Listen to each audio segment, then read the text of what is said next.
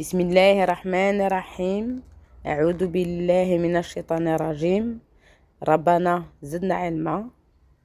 Épître de Jacques, verset 3. Bismillah. Modération dans l'usage de la parole. Mes frères, qu'il n'y ait pas parmi vous un grand nombre de personnes qui se mettent à enseigner, car vous savez que nous serons jugés plus sévèrement. Nous branchons tous de plusieurs manières. Si quelqu'un ne branche point en parole, c'est un homme parfait, capable de tenir tout son corps en brique. Si nous mettons le mort dans la bouche de chevaux pour qu'ils nous obéissent, nous dirigeons ainsi leur corps tout entier.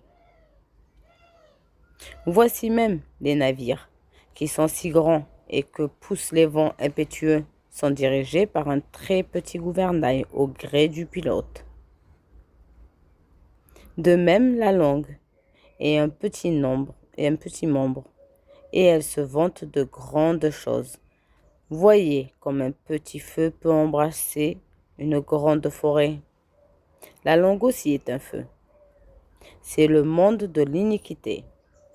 La langue est placée parmi nos nombres, souillant tout le corps et enflammant le cours de la vie, étant elle-même enflammée par la géhenne. Toutes les espèces de bêtes, d'oiseaux, de reptiles et d'animaux marins sont domptées et ont été domptées par l'homme. Mais la langue, aucun homme ne peut la dompter. C'est un mal qu'on ne peut réprimer. Elle est pleine de venin mortel. Par elle, nous bénissons le Seigneur notre Père, et par elle, nous maudissons les hommes faits à l'image de Dieu. De la même bouche sortent la bénédiction et la malédiction. Il ne faut pas, mes frères, qu'il en soit ainsi. La source fait-elle jaillir par la même ouverture d'eau, l'eau douce et l'eau amère? Un figuier, mes frères, peut-il produire des olives ou une vigne des figues?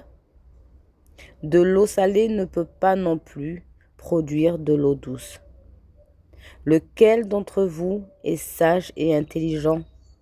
Qu'il montre ses œuvres par une bonne conduite avec la douceur de la sagesse. Mais si vous avez dans votre cœur un zèle amer et un esprit de dispute, ne vous glorifiez pas et ne mentez pas contre la vérité. Cette sagesse n'est point celle qui vient d'en haut, mais elle est terrestre, charnelle et diabolique.